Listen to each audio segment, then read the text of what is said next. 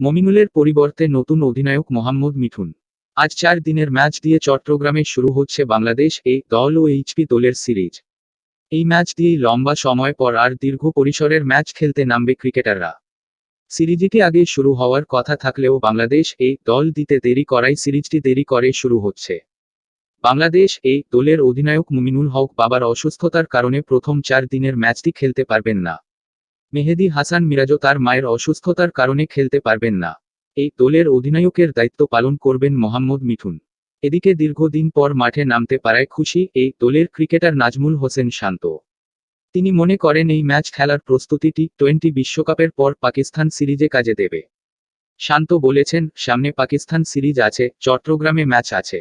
এই সিরিজে আমরা যে 4 দিনের ম্যাচ খেলব তা চট্টগ্রাম টেস্টে কাজে লাগবে। এতদিন তো সবাই নিজ নিজ বিভাগে আলাদা অনুশীলন করেছি।